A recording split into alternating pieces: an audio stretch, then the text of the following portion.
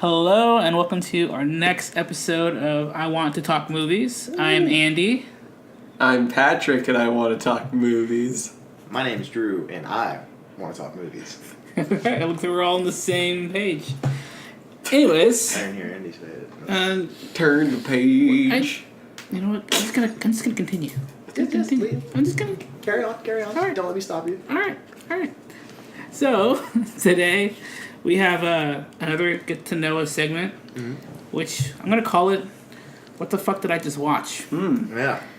So we're gonna have a lot of fun with that. Yeah, looking forward to this one. It's Drew's realm. Yeah, the Drew's realm. Weird shit. So we're gonna He might have to go last. We're gonna get into Yeah. some weird shit. Yeah, we're gonna get into some weird shit. So after that, we're gonna go into a little bit of movie news, and we're gonna go into what we've been watching, and to finish off, we're gonna review Patti Cakes.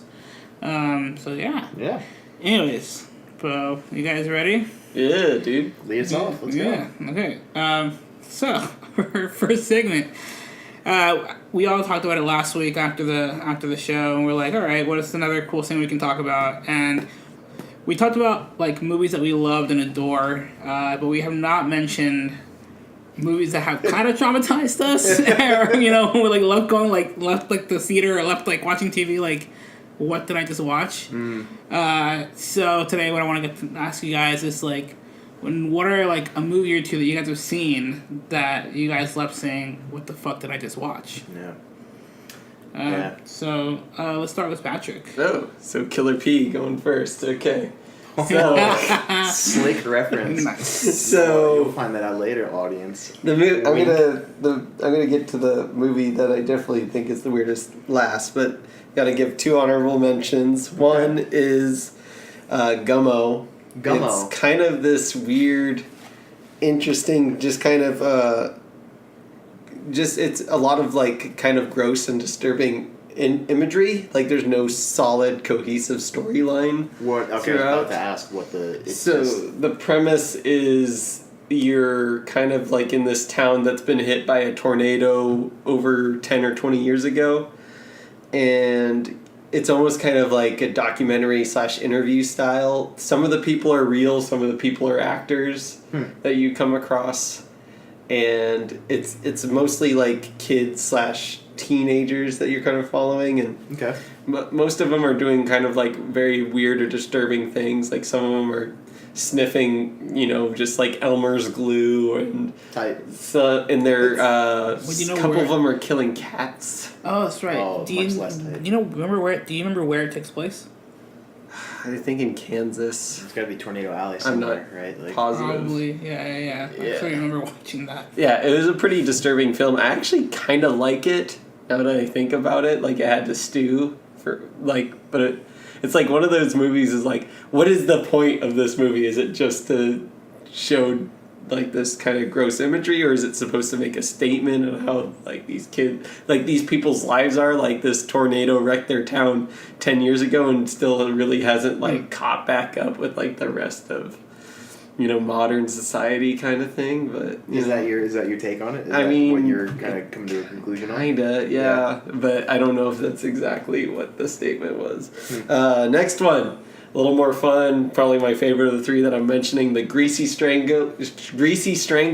It's exactly how it sounds. It's a guy. Greasy Strangler. It's a guy who's like covered in grease and he goes around strangling people. That seems like not super conducive to strangling. It just would slip off. Oh yeah, no, it's total. It's all just. Oh my god. It's all just like, just a screwed up show. Like the music is so weird in it. It's like bam, bam, bam, bam, bam. And like it's just this weird kind of like, but it fits in perfectly. Is it like a comedy? Is it a? Yes, it's definitely like kind of like I would say just thriller? like a disturbing comedy. I wouldn't call it horror because like you. I just get it from the Strangler. Yeah. I mean, it's all goofy. Like it's an old dude, and you even see his gross ass dick too, and he's just covered in grease. And then like there's some parts of the day where you see him like without grease, and it's like about him and his son, and they like kind of like fight over the same woman. And then there's scenes where he goes in this greasy strangler mode and he's like killing people. And I think he starts killing people that he like comes across with during the day and stuff like that. It's super weird. Great. Yeah, that sounds out there. Right. Yeah, super weird, great Okay. out there movie. Okay, next one. Wow. This next movie I'm going to mention, I did a little bit of research. So the animator, director, and writer is Bill Plimpton. And Okay. I showed one of his movies to Andy and our roommate Royce. Royce loved it. Andy liked it. I really liked it. There's a movie the first one I watched was called Idiots and Angels, and this one we watched together is called Cheatin'. And it's just this very like, I don't know how to call the art style, but it's they're all animated movies and they're all dark comedies, and they're all statements on kind of like just the social well-being of people, or maybe it's Americans, I'm not sure, but there's a bunch of different social statements really, and the art style was very off-putting to me, but I don't know why I stuck with these movies. Like off-putting is in like you genuinely didn't like. Yeah, I don't like, actually like the art like style. It was disturbing, but yeah, because the art style is not like anything I've ever seen. Have you seen anything like that? Definitely unique. I kind of appreciated it. It's kind of cool. I think what I really liked about this particular film is that there is absolutely no dialogue. It's a bunch of laughs or grunts or... So yeah, like all the imagery and what they're doing is supposed to explain what they're saying and what's going on. Yeah, that's kind of what I really appreciate. Yeah, that's what I really appreciated though. If you are able to get me hooked for a long period of time with no dialogue whatsoever and have a very just a very well told story, that's just respect to me. Respect. Yeah, that's just awesome. I was watching this movie with this art style I didn't really like. I had to follow this nonverbal communication that was going on. But apparently this guy's a very well-respected artist. Can you drop his name again for me one time? Bill Plimpton. Bill Plimpton. Yeah. With a Y. Look that down for later. Again, the movie, what's it called again? It's called... The one that we watched was called Cheatin'. That's I-N, and then is it apostrophe? Right? Yeah. And then the original one that I watched was called Idiots and Angels. I might have to check that one out. And there's other movies in the mix. Interesting. The guy's like 73 years old. Yeah, right and now. we found it on Netflix. Wow. Okay. Cheatin's on Netflix. Idiots and Angels used to be on Netflix. Easy stuff then. Yeah. Cool. Those are my weird movies. Nice. Those sound pretty What the weird. fuck did I watch? There you go. What the fuck did I watch? I'll save Drew for last. I'm gonna go ahead and jump in, and let me see. I picked two. Okay. So the first movie, I actually forgot the name of it, and I didn't really bother to look it up.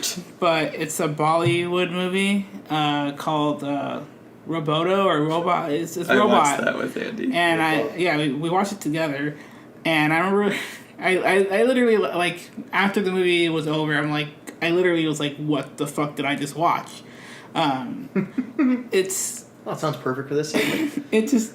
I don't know. It was kind of funny because this is about this guy who's probably in his 60s who becomes this amazing action hero robot. Yeah, the robot. He becomes a robot? Yeah, he becomes a robot. Shit, look at this. So it's like an action hero movie, and he's just this crazy robot who can do all this crazy shit. Made by the same people who made the Maki movie. It's the same, is it? No, I'm just assuming. Oh my god, that would be so amazing if that was true.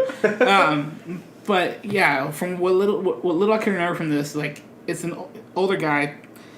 He's wants to get with this really young girl, and as we're watching it, somehow in the middle of the movie, they just throw in I think 3 times they just throw in a music video in between the movie. Love it. Yeah. I don't know how else to describe it, but it's just crazy, silly, slapstick action scenes, one after another. And then there would be random ass serious scenes too, though. Right? Wasn't it for example, this one girl.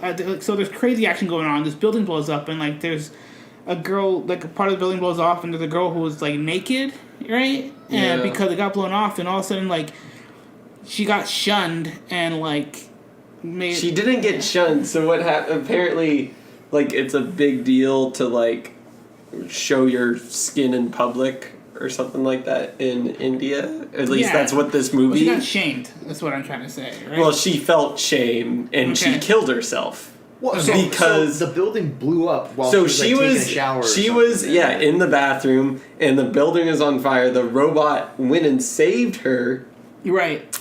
Brought her out, but she's still naked, and then she's like, "Oh my god!" And she just runs, and she gets hit by a car. And then she gets hit by a car, and then like this, and then the guy who made him, the guy who made the robot is just like, "You have to dress people up before you save them because it is a big deal." Like, so that was like that was the whole scene explaining like morality to the robot.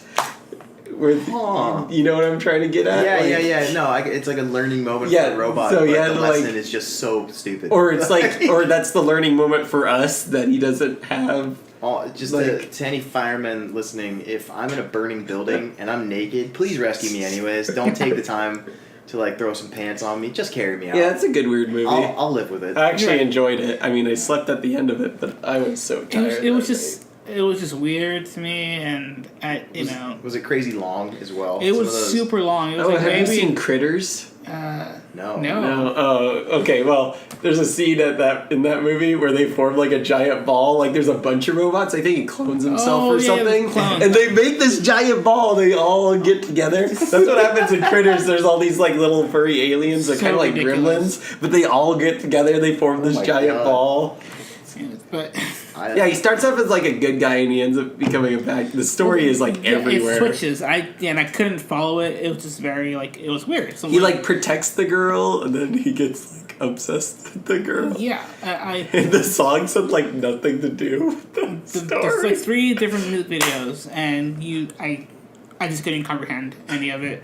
But at least Maki, like the fly, was dancing and singing. And it was talking about like kill fly, girl fly. I feel like that made a little more sense and it was more well put together. And anyway, so that's that one. Well, and this next one, I kind of decided just to throw it in there because I still was like, why the hell am I watching this? Suicide Squad? I almost. But I watched, I was like I forgot what year, but I was just kind of like flipping through channels and then I turned on Hostel. And... Oh, that's... Yeah, exactly. And I'm just like, I only watched so much of it because I like couldn't handle it. I'm like, I'm like, Eli Roth, why? So again, like, someone was just telling us the other day that Green Inferno was a good movie, so I don't remember who that was. I don't either, and I don't think I'm gonna want to watch it.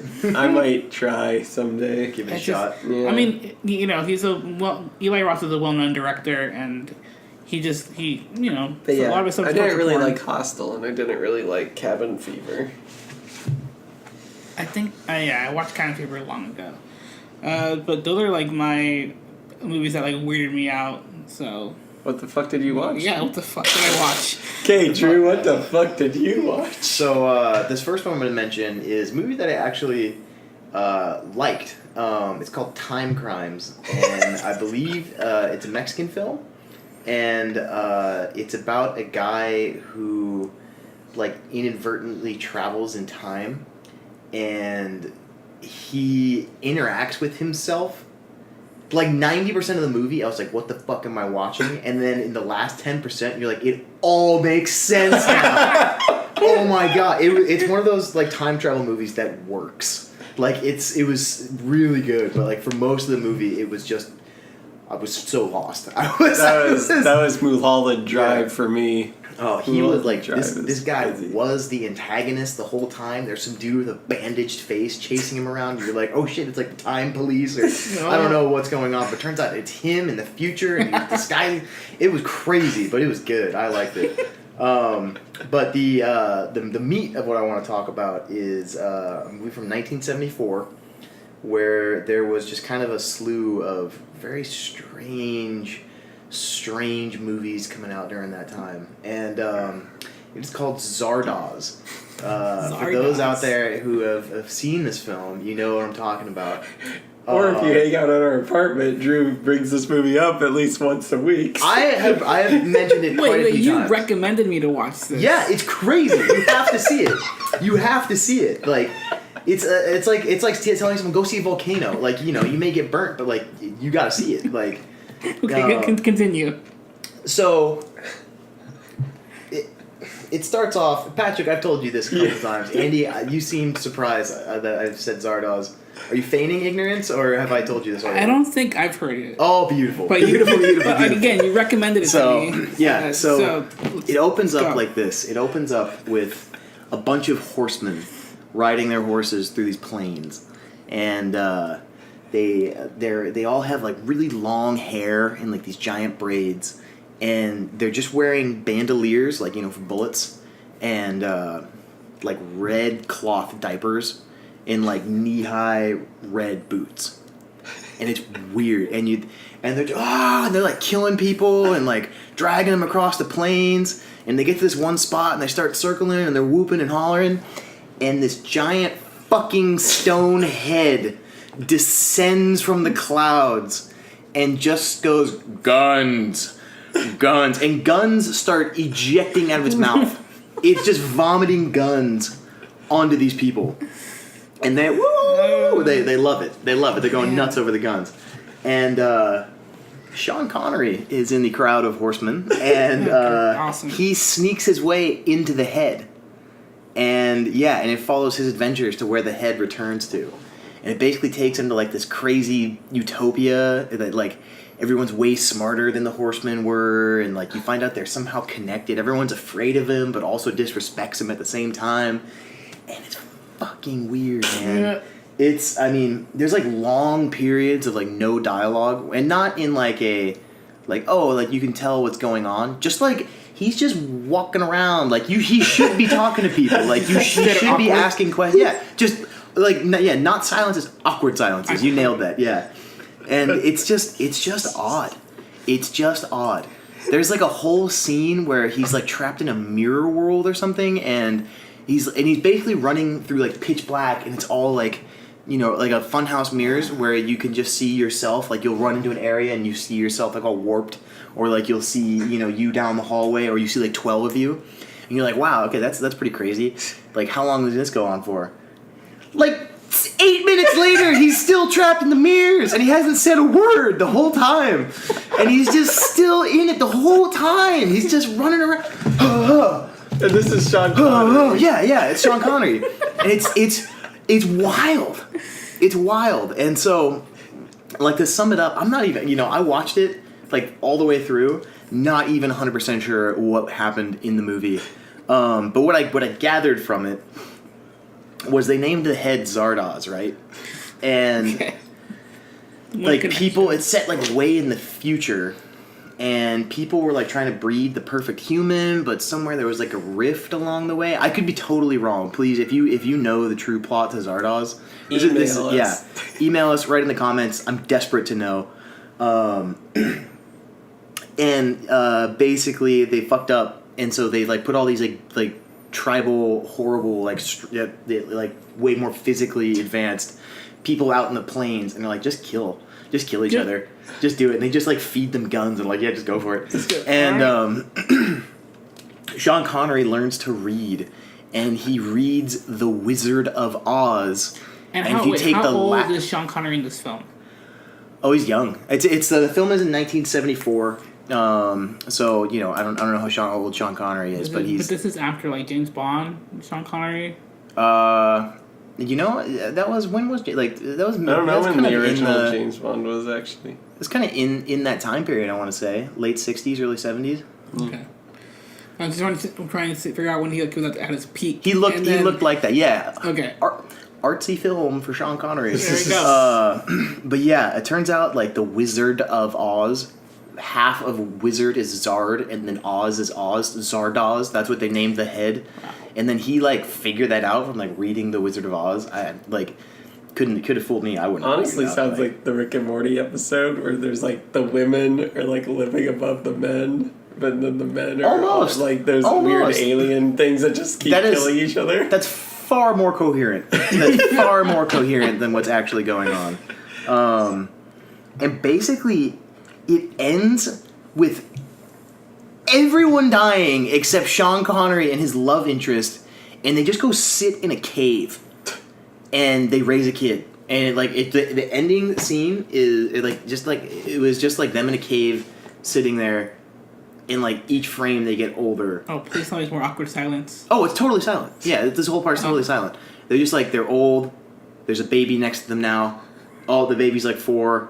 Sean Connery has white beard now, and then just like that's it. Okay. It got a little difficult for me to like really, really stay totally invested after that 8-minute mirror scene. And there's like a lot of like sexual themes and like weird sexual tension going on between everything. Everyone's like, oh, look at this beast of man, and then Sean Connery's just like, what? And like, it's weird. All right. You should check it out. Thanks. Yeah. Thanks. Well, and so. So what the fuck did I just watch? That was. Thank you. Please, someone tell me in the comments. Yeah. All right. Well, awesome. What the fuck? Yeah. Wow. Yeah, passionate about that one. All right. Let's just move on to our next thing. Let's just talk about things that we have been watching that we've enjoyed since last time. So this week I watched Zardoz. For the first time, and what the fuck? If you want, let's start with Patrick. What have you been watching? Okay, so kind of went on like I guess an animated binge here. Oh. I mean, I watched that Bill Plimpton show movie Cheatin'. Mm-hmm. I already talked about that. Then I realized that I was behind on a few like anime shows that I've been really interested in. So one of them's Berserk, the Golden Age arc.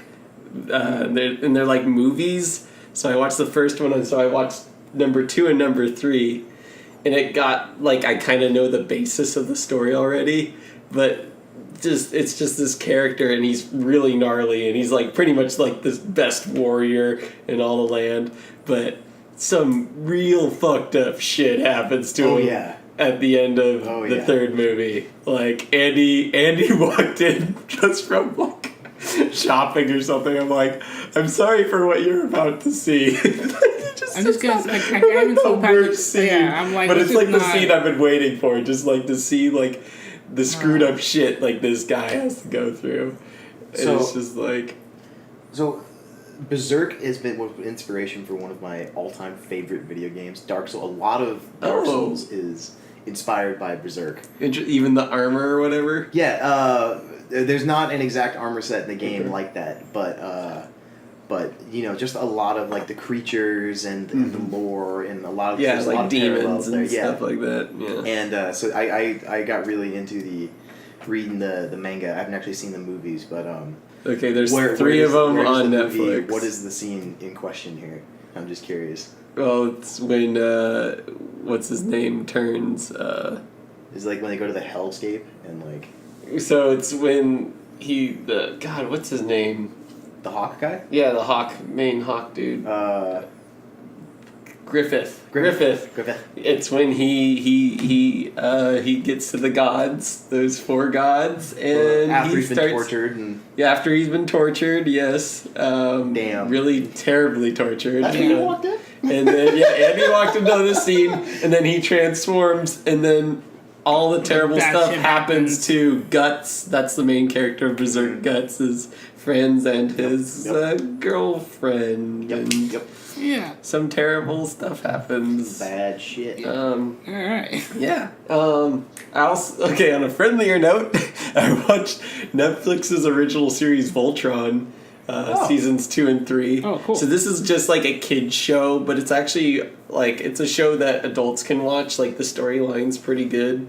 Mm-hmm. I really enjoy the show. 4 seasons apparently coming out in October. So nice. I didn't know that I was behind on that. And I also watched something called I think it's called The Little Devil, another Netflix original. It's okay. I forgot what the main actor's name in it is. Community, the love interest of the blonde. Oh, Joe McHale? No. Maybe. I don't know his name. Okay. And then I watched 13 Reasons Why with Andy, but we'll talk about that when it gets to Andy's turn. Okay. All right. Cool. Well, Drew, you're up. Yeah, so I actually watched some things this week. I know I've been slacking a little bit on that. First thing I want to talk about is I watched the new Netflix original, Little Evil, with Adam Scott and... That's what I was trying to say. What, Little Devil? Oh, did I say Little Devil? You That's said what I Little meant. Devil. It was Little Evil. Little Evil, okay.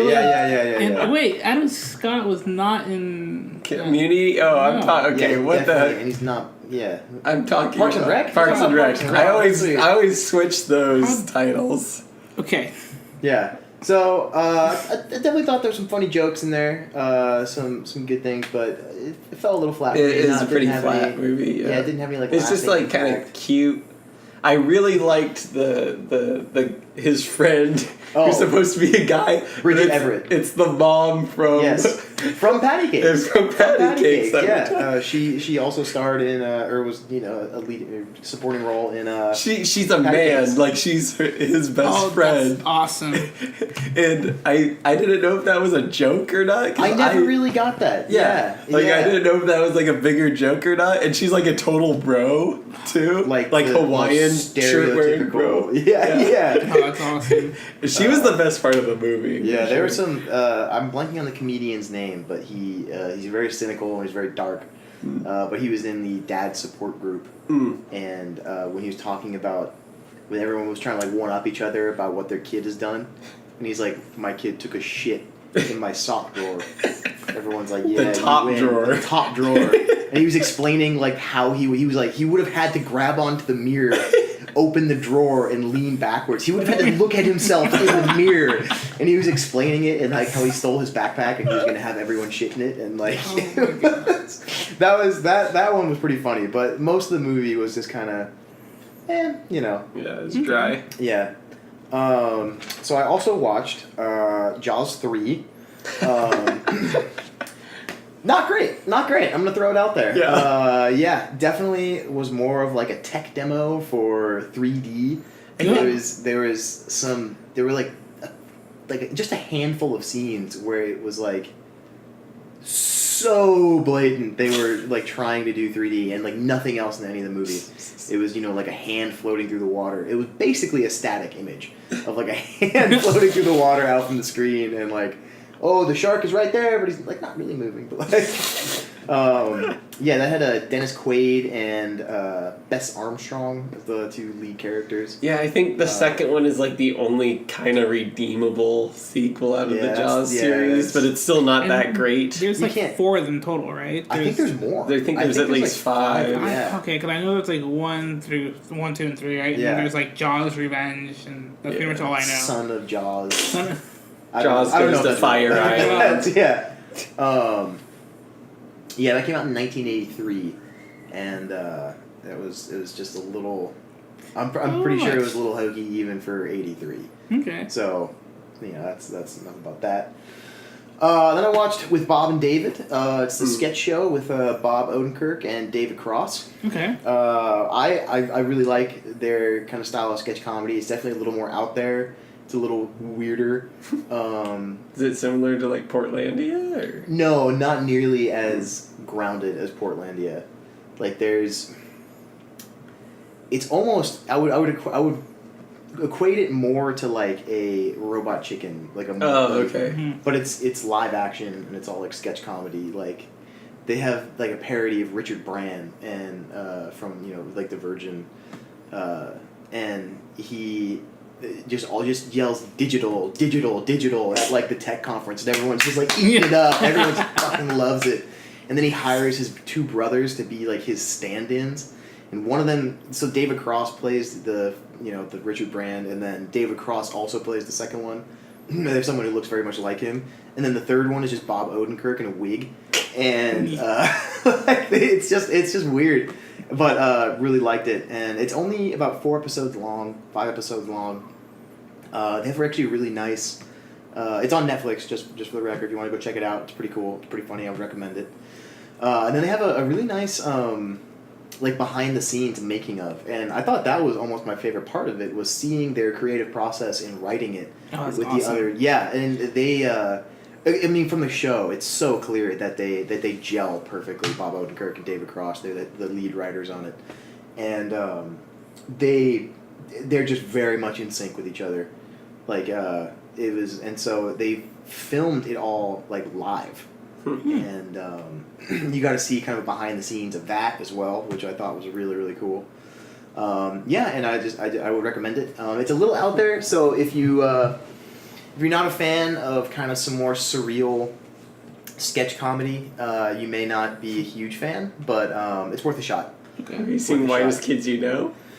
I have. Is it kind of like that? Not as like edgy as Okay. that, but Bob Odenkirk and David Cross did a show a long time ago called Mr. Show, and it's a lot more like that, but with, I mean, that was like 20 years ago, 18 years ago or something.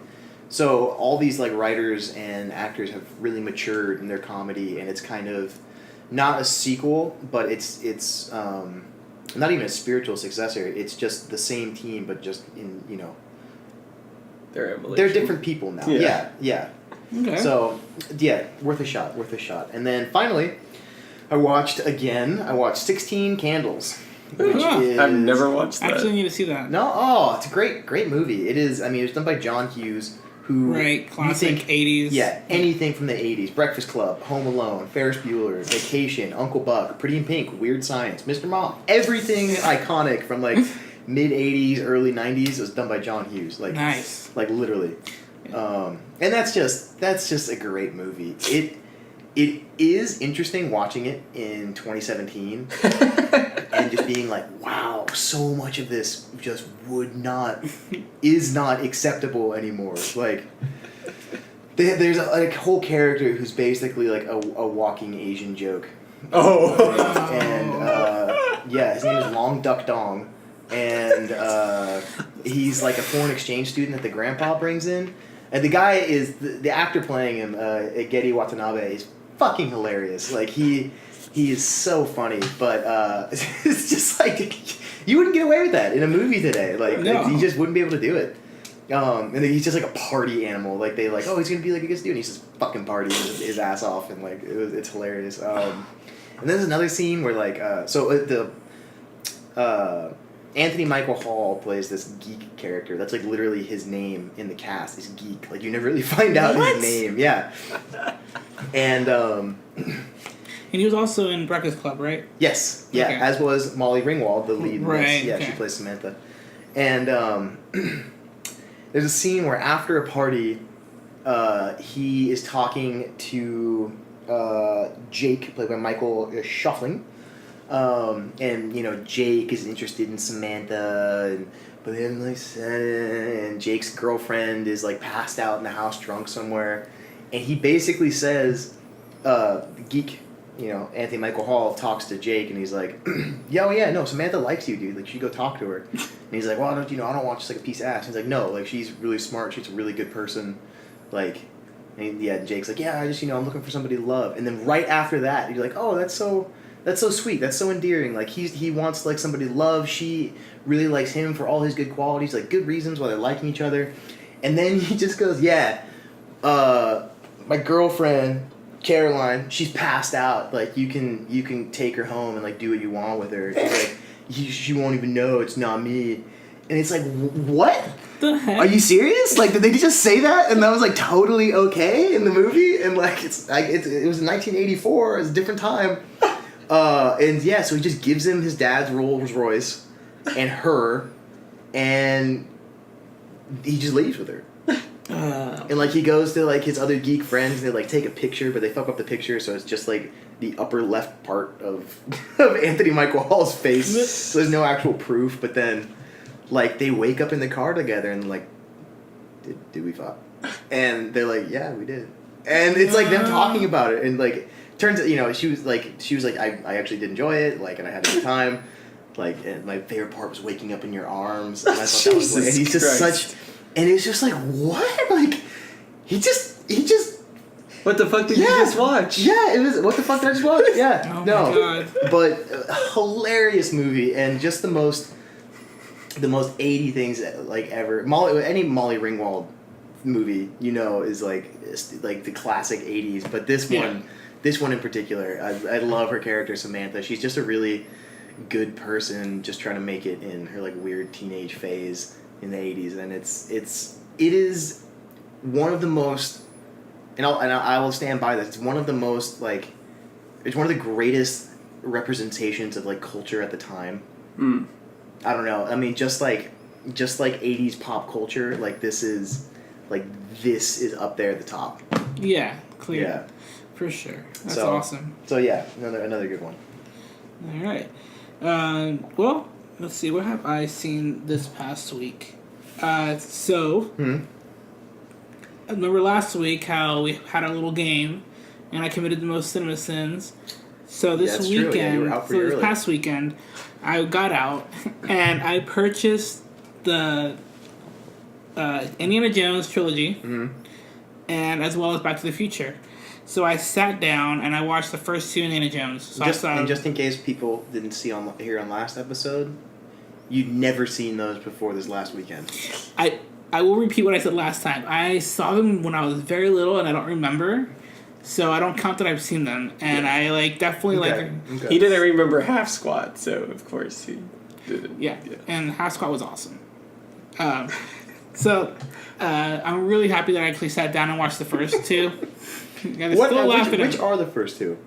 I can't remember. Like, Raiders of the Holy Lost Grail. Ark is the first one, Okay. and then Temple of Doom is the second one. Okay, got it. And I did not I thought so you know how today you see all these iconic scenes like the boulder coming down through the cave. Oh yeah, the snake pit. reference that All I didn't know that. I thought okay, these were all iconic scenes throughout the trilogy, right? But all these iconic scenes took place in the very first movie. I was so surprised of how revisiting this film, the snake pit, the switching the stone, the snakes. the sand. Right. It's just no. I mean, it was a huge success when it came out. Classic Spielberg. Crazy, from the beginning. Spielberg just had the way of knowing how to make one situation lead to another situation nonstop, and it's not. I don't know. It's just great creative, and it's just fun, and it was just so great revisiting it, and just I don't know. I'm happy that I didn't remember it because I enjoyed it so much more now. Just seeing all this, for what I said the first time, and I'm not I think I'm definitely gonna finish the Last Crusade this weekend. Okay. So I'm gonna definitely take a look at that. Right on. But between the two of them, I can't even I don't know. I don't want to even say one's better than the other. I enjoyed them both, and I know that I think my favorite set scene or my favorite scene has to be in Temple of Doom when they're trying to escape the caves. And it's just a crazy wild ride on the trains or whatever. Oh, yeah, it's going through all over. yeah. It was just so much fun and Yeah, it's just great fun. I just loved every bit of it. I think that's what a lot of it boils down to. It's just they're just really fun movies. Yeah. It's just a blast to watch them. So I'm just super happy. I'm really it's funny because the female leads were completely different from the first and the second one. Yeah. And the first female lead, she was a badass. Sure, she had the damsel in distress part as the other female lead in the second one. I don't remember their names. Oh yeah.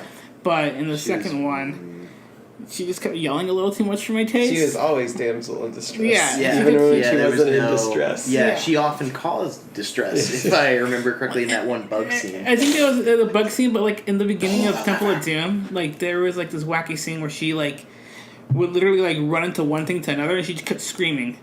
She ran into a little a snake. Bat, yeah. And then all of a sudden she's trying to hang up her clothes, and she unfolded a bat that screamed at her, and she just started screaming. She's was running around while Harrison Ford and Half Squat. Half Squat were just playing a little card game. So It's not actually what his name is, but that's Yeah, no, that's I the only know, way like, I can that's- describe him. that's- From But- Tropic Thunder's Half Squad. yeah, but it was great. I don't Jesus Christ. know. But it was great fun. So that was one thing I watched. I also, you mentioned behind the scenes, and Yeah. I actually spent a little time watching the behind the scenes making of Guardians of the Galaxy, Really? the second one, and I don't know, like I just love seeing the process of filmmaking, and it's really fun. You can just watching the behind the scenes of that whole thing was you could just tell how great that cast was and like the energy that it brought together and how much work it took to make that crap. Yeah, no, I mean, it'd be actually really fascinating to watch a behind the scenes of such a high production, Yeah. film like that. That would. Which is cool that I'm excited because I have the bonus features for these both Indiana Jones and Back to the Future, so I definitely there you make go. time to There watch you go. the making of those. So I'm super excited, and it's just great. You get to see James Gunn and his chemistry with Chris Pratt and I forgot his name, but the character who plays Yondu, how they're really good friends, and you can just tell just how great that chemistry was. And it's funny because after the second movie ended, James Gunn actually wrote a letter, mentioned that he almost did not make he wasn't going to make the third one because he had to kill off Yondu. So, Oh yeah. So because he had pretty much kill off one of his friends, it took an emotional toll on him, which Interesting. as a writer and director, that is just a lie, and that's just amazing that you're willing to commit to your project, you know. So yeah, and then I mean, that just shows how committed he is to the effort. That he's tearing up over killing off a character. He's no George R.R. Martin. That's no. yeah. Still waiting on those books. Winds of Winter. Hopefully sometime soon. So then the last thing that I spent a lot of my time watching is I watched it with Patrick, as he mentioned. We watched 13 Reasons Why. Okay, I'm curious to hear what you guys think about this. So, spoiler real quick, it's gonna be a mini review of it. This is definitely something I would consider really, really hard to watch. And I was, it's a really... Are you cautioning people when you say that, or what do you? Yes, we'll caution people, yeah. and the show will caution you too. Yeah, even the show, it's a very sensitive subject. It's Absolutely, yeah. It's the only Netflix show that I know has disclaimers on it.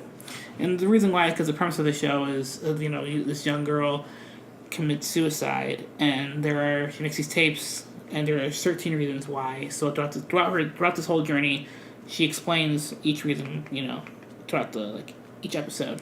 So everything just starts to unfold, tape by tape, through the other main character whose name is Clay, and the girl who passed away, her name is Heather. These two actors, so Clay is played by Dylan Minette, something like that. Yeah, Minette. Yeah, Minette. Is how I would say it. Yeah. And Catherine Langford. Yeah, Catherine Langford. I think this is one of Catherine Langford's one of her first big projects or shows. Is she in it much? I mean, she's in every episode. She's dead. She's I mean, big. Well, there's a lot. It's a lot of her flashback. It's a lot of her her story of why. Yeah. If you want to talk about FaceTime and dialogue, everything, she's full on. She's there. Okay. Yeah. So, I mean, this is gonna sound like a pretty trite question, but what are her reasons why? What's So she gives out 13 reasons are these 13 tapes. Each tape has a particular reason. Is it an incident or literally this is why? It leads to incidents, and it's due to a lot of bullying. It's a bunch of combination of stuff. So there's a lot of things this show does well. It definitely shows a bunch of various different ways people get bullied, and this show is trying to teach people or instruct people hey, bullying can happen, and here are the signs, and you're trying to, and you watch that through Hannah's journey through hell, pretty much. So each tape or whatever is about a certain person.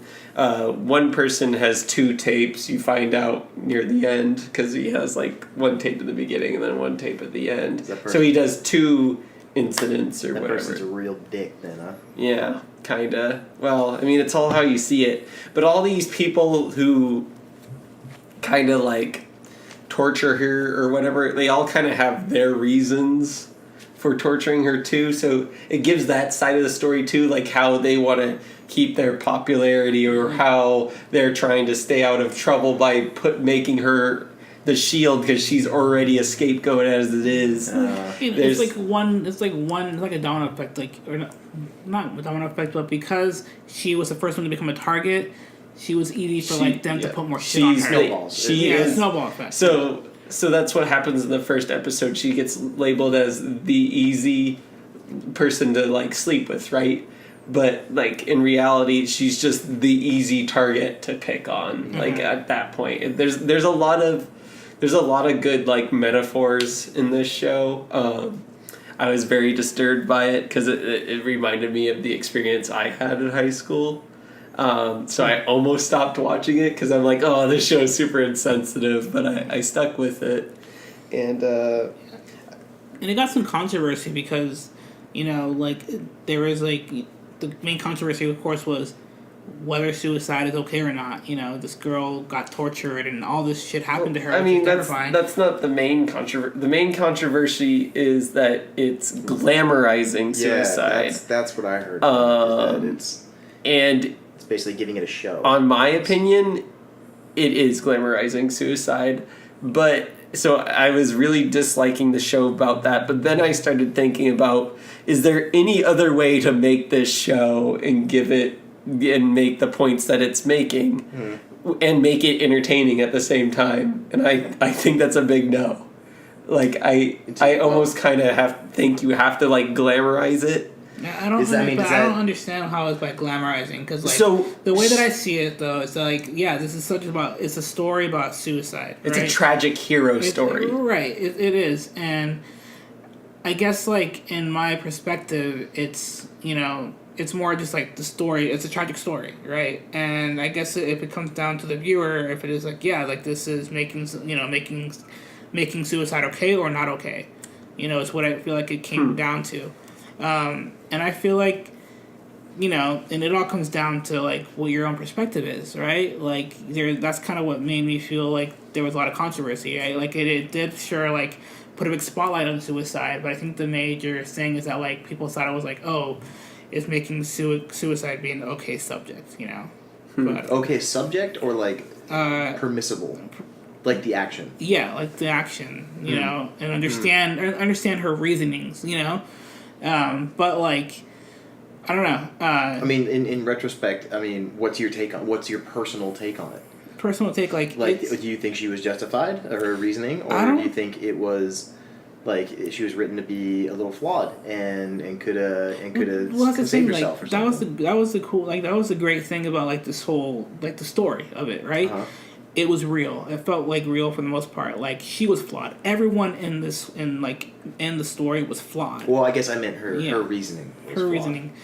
I don't know. This is where it's a cry for help, and that's the biggest thing for me. That this was about someone who went through so much tragic stuff, and it was a cry for help.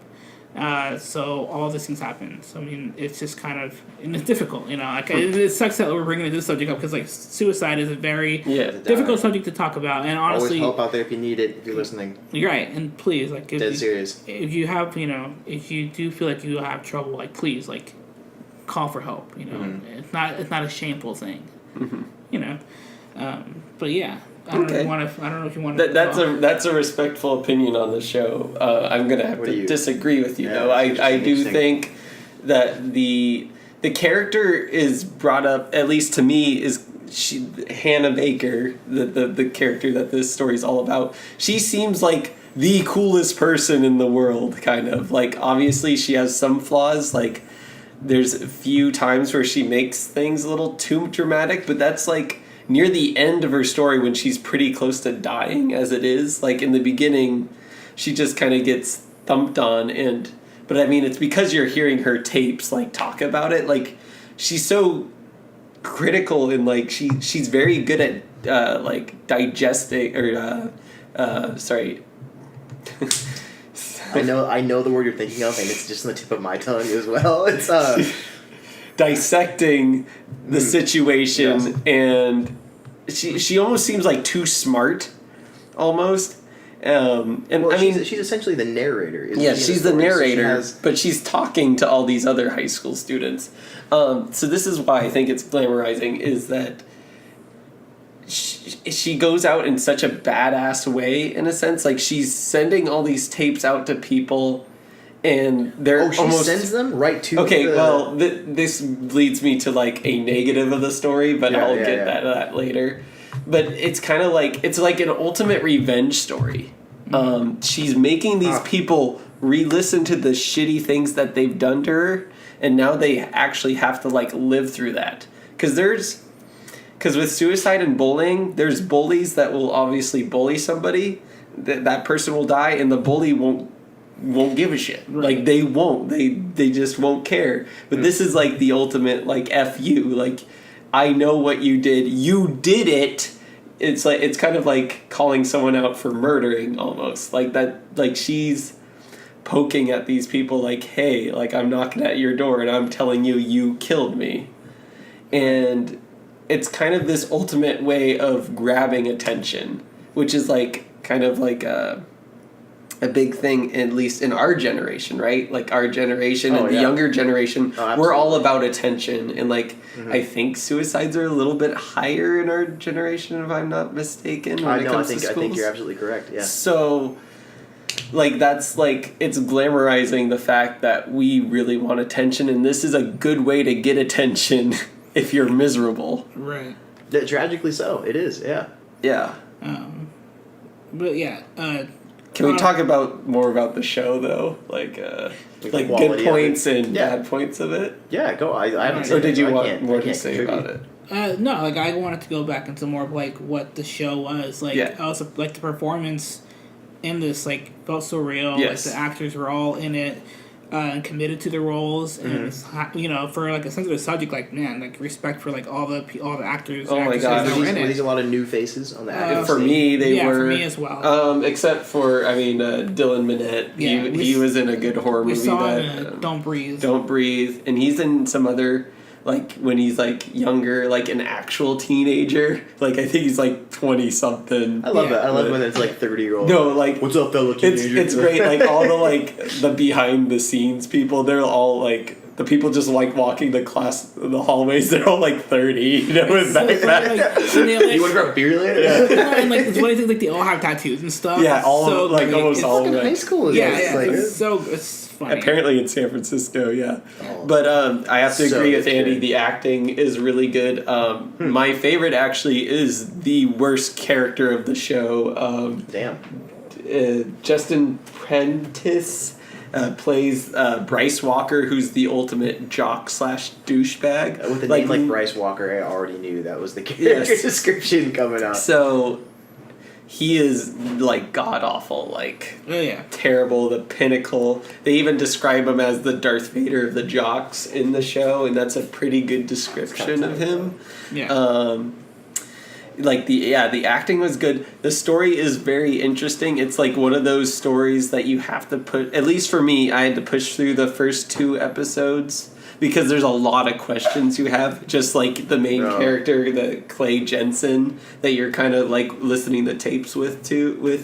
There's a lot of these questions, and you kind of think a lot of them aren't going to get answered, and most of them do get answered. There at the end of the show, there are some things left unanswered, but I think that's actually for the best. I think that was the best way to end it. There's a lot of motifs in the show. Like Andy and I noticed at the end of the show, there's a lot of blue, and that's what she painted her fingernails with. She painted blue right before she killed herself. So it's kind of like, I think blue's kind of like a mellow or kind of like emotional color, right? Right. And then it ends with the main people driving off in their really bright red Mustang. So I think that kind of means something also, probably like, you know, life's gonna go on or something. You know, it's not, I don't know exactly what it means, but I I kind of like my favorite part was the relationship between Heather and Clay. I'm a sucker for like the romance, for that part of the romance. I mean, Hannah and Clay. Sorry, They're romantic. Hannah and Clay. Sorry, but the character who Heather plays. But yeah, Hannah and Clay. Like I really like. It's a very. I don't know. It felt real and it was romantic, and I was a sucker for that. And so like just the tragedy made it like amplified the emotions that were portrayed in it. So I mean that's pretty much like the tidbit that I really enjoyed from that. Okay. And it all felt pretty like I don't know. It felt pretty intense. Like if you're gonna watch this, like it is a very hard. It is a hard thing to swallow. It's a hard show to watch. Yeah. I do have some negatives with this show, though. There's a character that was hard for me to believe. He did a good job acting. I liked him too, but I liked him like as a character. But I mean, to me, this was supposed to be like a real world representation, right? And there's this character. He's actually a pretty big, prominent character in this show. He's the one who delivers the tapes to these people, and he kind of gives them the instructions. And apparently, like, I love Hannah. Tony. That's his name is Tony in the, Yeah. the show. Tony. I love that character. He was awesome to me. I see him as kind of like this guardian angel kind of like character. That's probably not a perfect description of him, but Okay. that's how I see him. So he's hanging on to this quest for Hannah, like, to give these tapes to these people who kind of fucked up her life. But like it's like why is he helping her with this kind of revenge plot? And then there's also What is his motivation? Does they ever get to the bottom of it? It's literally just loyalty to Hannah. Huh. That's literally the main. Some part of my brain kind of understands that, but her family's suffering through the lawsuit of suing the school for they probably knew bullying was going on or something like that, and he never gives up the tapes until I think the very end of the show, which would just absolutely justify the yeah, lawsuit. it literally talks about everything, and then it's he's apparently an established friend of Hannah, and the whole point is Hannah is alone. It's where was he in all of this? Was he not prominent in the flashbacks at all? Or? So he was in some of the flashbacks, but it was never with her. There was never, it never showed. Huh. So I felt like his character was very hollow. He was this very cool guy, don't get me wrong. And his character's kind of cool, but I felt like there was a piece missing to the puzzle with his character. And a pretty big piece, to be honest. And let's see. And then some characters were more fleshed out than others, but I mean, that's going to happen in whatever kind of show. Did I have any? I mean, that was my biggest negative, was just that character. And I really liked him. Mm-hmm. But yeah, so that was 13 Reasons Why. It's on Netflix. So there you go. And this has been out for 4 years now, right? 4 years. I thought I was just double checking. No, it came out in 2013. No, it came because you got 13 stuck in your head. No, it came out this year. Mm. Yeah. That was definitely recent. Yeah, it came out pretty recent. I remember those headlines. Yeah. As kids, just throwing myself in the wood chipper now that I've... You have seen Dale Tucker vs. Evil. Yes, I know you have. That's so great. So,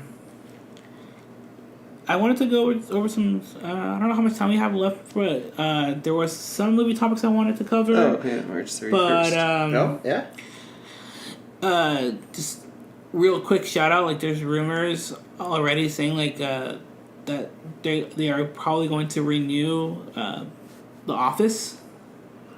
Huh. Yeah, and so here, I kind of felt the same way. I'm like, okay, how are they gonna renew The Office, right? But the story goes, or the rumor is that I think Mindy had some episodes that were written, some scripts that were written. So they're like, hey, we should shoot these, and they kind of want to revive and where are they now, kind of. Oh, interesting. Yeah, because Yeah. it'd be tragic if they were all still in the office. Yes. No, right, and that's Like- exactly what was my word. But like, I think they're gonna try to do like a where Except are for they Andy now? Bernard, that would be hilarious. He was just managing the office now. Anyways, but I don't know if you guys have any thoughts on that. Just I mean, my big question was like, will it just be them in the office again? You kind of addressed that, so It'd have to be really short, yeah, Yeah. like mini series, like 4 I or think 6 an episodes. Yeah, I homage, think it's gonna be- not like a cash grab, because it'd be easy to Like see it as just that. like pitting these very random friends / co-workers back together. Hopefully, we find out that Toby is the Scranton Strangler or something. oh yeah, like the that. theory. That'd be hilarious. But yeah, just wanted to bring that up because I thought it was interesting. But yeah, let's get into what our main course of tonight, which is review of Patty Cakes. Patty Cakes. Yeah, so we all went to go see it, and it just came out. I think it came out a few weeks ago, about a week ago. And it's about Patty Cake is about a girl who is aspiring to be a rapper, Patricia Dombrowski, aka Killa P, aka Patty Cakes, who is on this uphill battle to become a rapper and trying to get her name out there. So Yeah. so spoilers from the beginning, because I don't know, but yeah. So Drew, what's your take on this? I liked it. I'm pretty sure we all kind of are on that page there. It was just a really charming film. I thought. I really liked the sound. I liked the actually. I just gonna throw that out there real quick. The sound design in that, not even the like original songs and any of that, but just the way it played off the characters. Like they often did this thing where they would. I immediately talked to you, Andy, about this after seeing the movie. Was where they would like have music playing, and then the beat, just like a heartbeat kind of thing, would just start getting more and more pronounced until you realized like, oh my, like, and it was while it was synchronized with her also in nervous and nerve-wracking situations. And you didn't even realize it was happening until it was like already too late, and you were panicked with her, like, "Oh man, is she gonna make it? Like, what's gonna happen? What's she gonna do?" Right. And so it was that was like some really clever tricks there going on. The whole movie itself, I loved the actors. I loved. I need to find her name. Yeah. So I should have Danielle mentioned that beforehand. McDonald? Yeah, Danielle McDonald, the McDonald. lead. That's the actress's Yes, name. yeah, she was great. Yeah. She was great. I thought she did really well in the role, and I thought the film did a really good job of just like capturing shitty New Jersey life and like why you would want to escape it. Sure. Sure. So. Yeah. And what about you, Patrick? Your overall take? Oh, I loved it.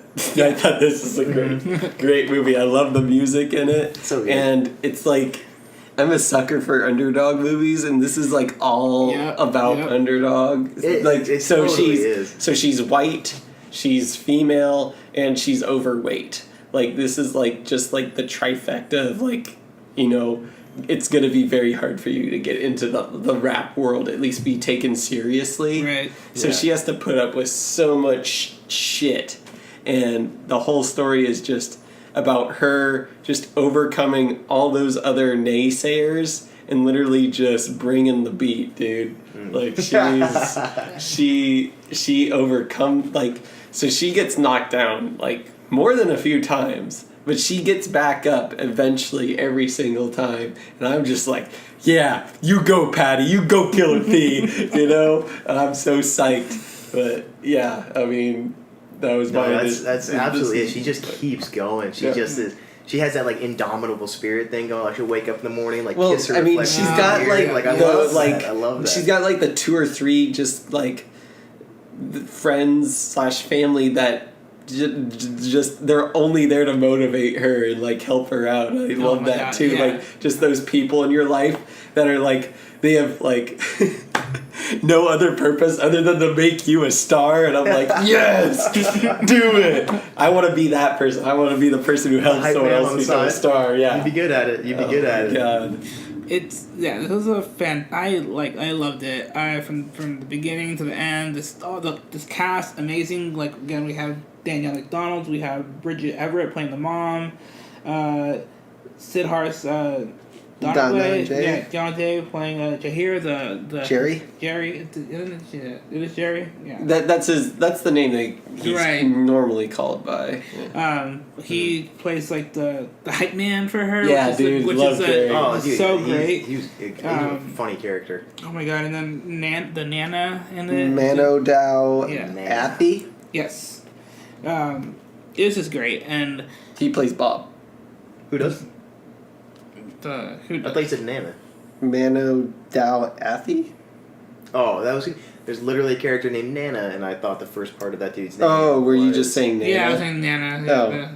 Well, there's a black guy. His Yeah. name's Bob in the movie, and the actor's name is Well, for like Mano 90% Dow of the movie, Appy. his name is Bastard, and he introduces himself as Bastard, the Antichrist. I fucking loved him. I mean, from the again, like I'm also like a sucker for underdog stories, and this whole journey, she just does not give up, not even one bit, no matter how many times she gets knocked down, like Patrick said, and again, like it's just inspiring. This is directed by Jeremy Gasper, and he helped out in making the original music for it too, and I just loved how. Like, I had fun listening to every single track that they, that they made. The music was so much fun. And this is, like, one of his first feature-length films, too. I think he's worked mainly on music videos. Oh, really? He's done a few, like, short videos before, too. Yeah. But this is his first, I think, like, big screen movie. I think he did a great job. Personally. I agree, yeah. A good introduction into, if this is one of his first feature lengths, it's definitely a well-received film. So let's go into like what are some of the favorite like iconic scenes that we like enjoyed. You know, I gotta say, like for me, some of my favorite scenes are ones that kind of broke reality a little bit because there's a little bit of, in some scenes, almost a surreal feeling. I mean, in the very beginning where she's like flying through the air in the street, I loved that. Oh yeah, I love that. Yeah, and then she gets brought back down. Yeah, she has like listening to her own tunes and flying through the air. And whenever Oz was on screen, one of the scenes that really stuck with me, or Ozzy, one of the scenes that really stuck with me was when she worked the catering gig and like took the chance and laid down a verse for him and gave him the CD. And just all the green lights and like just how different of a world it was where she had come from, just like the contrast between. So I was cringing during that scene because I'm like, oh man, like I'm hoping this is not real. I hope this is not real. Like I hope this is not real. And you like, thought it was gonna be in her head. Yeah, that was all in her head. Snap back and she's like, "Here's your drink." Right, and I thought that was gonna she's gonna do the rap and then snap back into reality and like okay, just like freak out, give the drink and then leave. But no, like she laid it down and went full committed into it, and that was just kind of. And that was totally her character too. And it was. That was taking a chance, dude. Yeah. Oh, just like there he was. I'm gonna fucking do it. Like that was very much. And like, going on that, I'm like, I love how that is like the main breaking point because like the OZ was like a god to her. That was like her own hero turns her down. Yeah. And her own and she gets crushed by this person that. Well, not even like turns her down, like. Destroyed. He shreds her, man. Yeah. He says she's not an artist, like she's not legit, like, and I don't like she's not like a true artist, and like should not be a part of the craft, and like that. I am so brutal. curious, like why he even says that too. Is it like does he legit think that? Because there's that line he says like, "Oh, you're not what I expected." Like when he actually sees who she not is. what I pictured in my mind. Exactly. So it's like I'm wondering if he judged her after the fact he saw her, like if it was blind, would he just like signed her up or? I think it is implied a little bit. That his opinion was influenced, and even earlier when she handed the CD to the DJ, the radio DJ at the bar mitzvah, she was like, "Oh man, you're really kicking it old school. Nobody does this anymore." French tips or whatever. Yeah, French tips.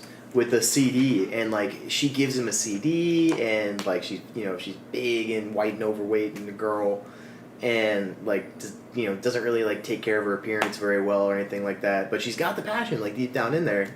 But I think you're right. I think he was kind of influenced by appearances and presentation. But I like how it wasn't just like completely out in the open though. Like there's still that kind Yeah. of like I don't exactly know. Is she what- not good enough? Like, like, is she to like, him? Yeah, to anyways. him. Right. Well, Patrick, any like iconic scenes that you like? You Well, enjoyed? besides for P B and J, P and J. That That scene is- was great. You gotta just That describe it was real quick for Nana. people who haven't seen Okay, so this scene, they meet Bastard or Bob for the first time, and they kind of just barge into his house. Well, not for the Shack. first time, but like this is where they start to really communicate with him, anyways. And he's just like in this creepy ass shack, like Totally in off the grid. Yeah, off the grid. And her grandma is like probably her closest family member, and she's complaining and whatever. And to calm her grandma down, she tries to get her grandma in on this music, and her grandma has this old raspy voice, probably due to cigarettes. Yeah, you think like she smoked like 5 packs a day in the movie. So she has this. That's her input into the song, and I think I don't know what auto tune it. I don't know exactly what that they just process kind of lay it is. down as like the chorus, as like the So their group I think is called PB and J, if I'm not. PBNJ. Yeah, NJ, because New N is Jersey. for Nana, right? Yeah. Okay. Yeah. And it winds up being also the acronym for New Jersey. But yeah, my favorite scene is probably the last song, especially when the mom comes in and the mom starts singing along with. Right. So Good the family mom resolution. played by Bridget Everett, who is also in that Yeah. evil baby movie, whatever. Little Evil. Little Evil. You got the little part right the first time. You got the evil part right this time. So she plays Barb, the mom, and you find out like the mom. She's an incredible singer, and you realize that somewhere during the movie that Patty was a mistake.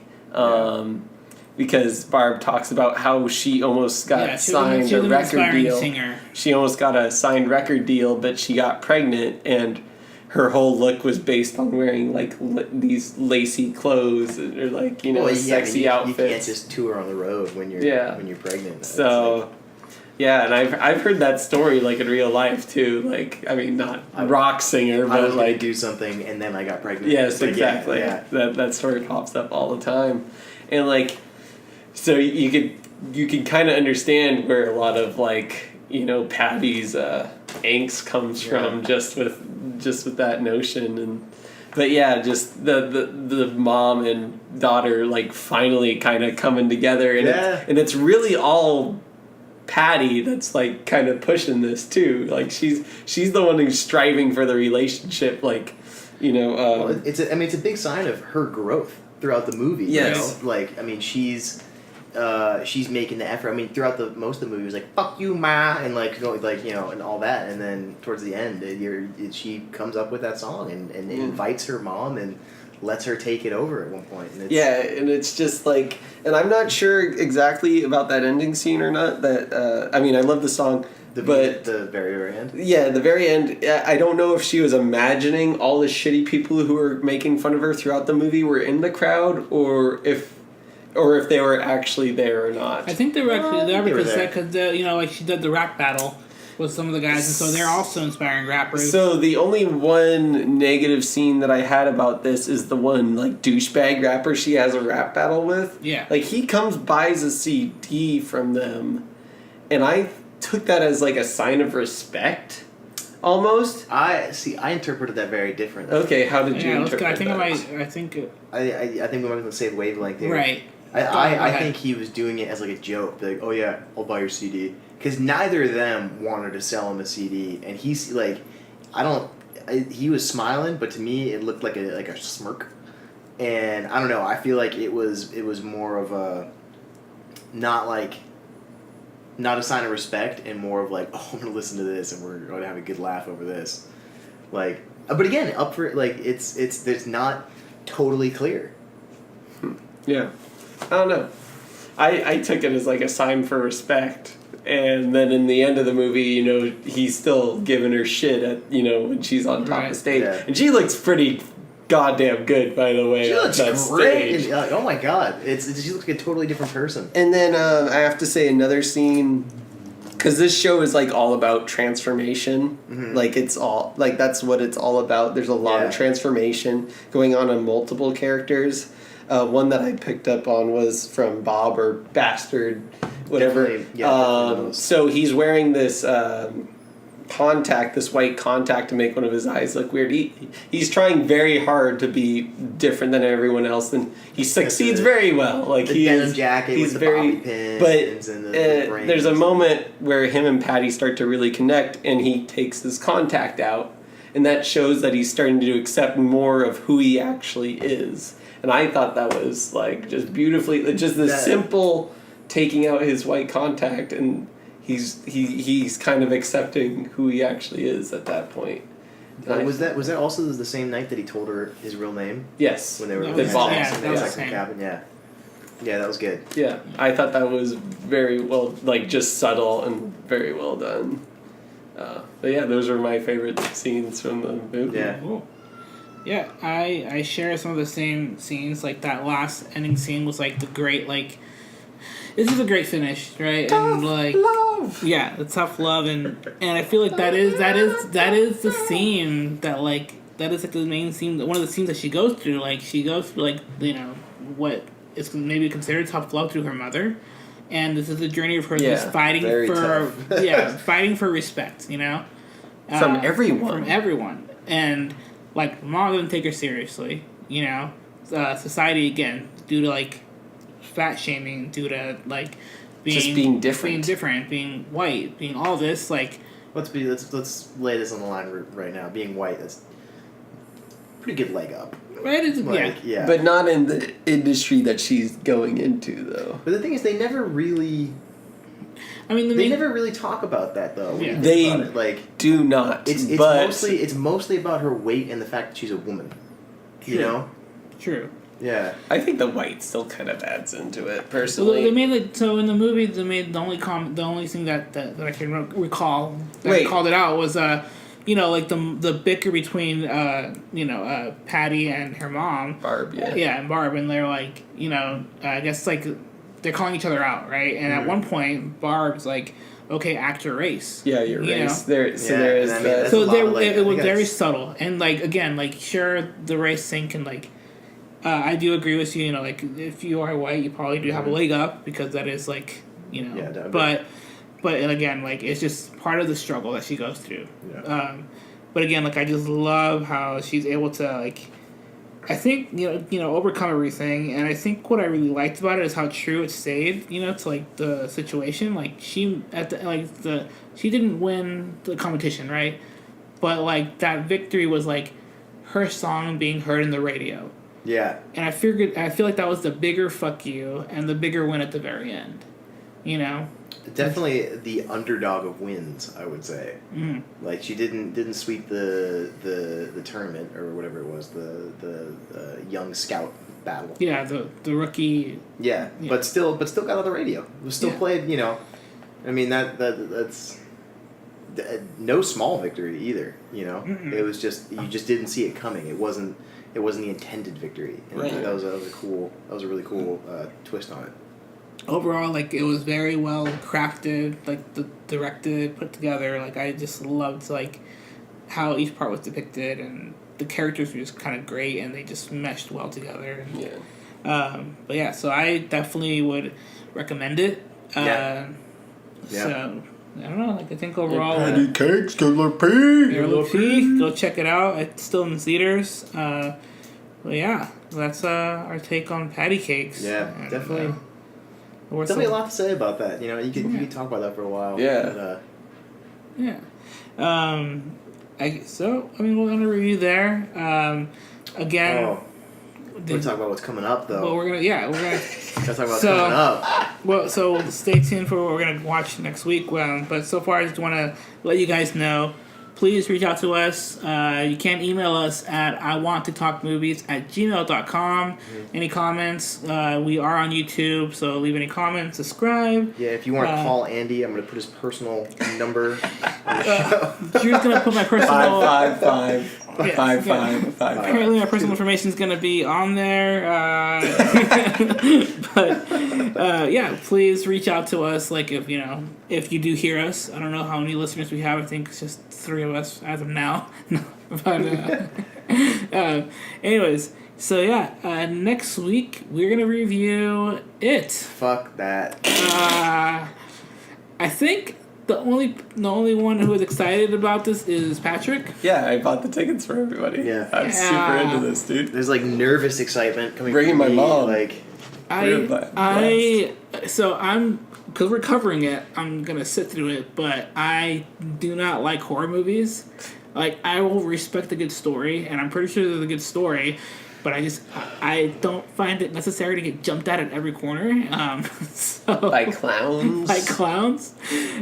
So yeah, I don't know, Drew. yeah, how you it's feel? gonna be spooktacular, man. I'm not. At least you don't live in that small town where people are playing like pranks, like associated to it. So there's like I heard about this. Tying Dude, red you know- balloons on all the gutters. Cigarettes, yeah. Where was that? In like Pennsylvania or something? All the cops were like, "What the fuck is going on?" Yeah, the cops are like issuing a statement like, "We appreciate knock the it off." pranksters' like creativity, but we're really getting scared now. So can you please stop?" Oh my god! Oh, did you hear about the clowns in like North Carolina? They would like walk out of the woods. Yeah, that was a whole thing like Yeah. last year, right? Yeah, I mean that's Oh, are you talking about the 2016 clowns? Just last year. Yeah. Yeah. Okay, yeah, it was in multiple states. Yeah. 16 states, I think. I Yeah, don't know what I it mean, is. I am so surprised one of those people didn't get shot. there might have been someone who got shot. You know, I like didn't I know I read saw a into it. YouTube video of like a guy in a clown suit scaring another dude, and then that other dude started swearing at him, and then he chased him, and I'm pretty sure he beat him up.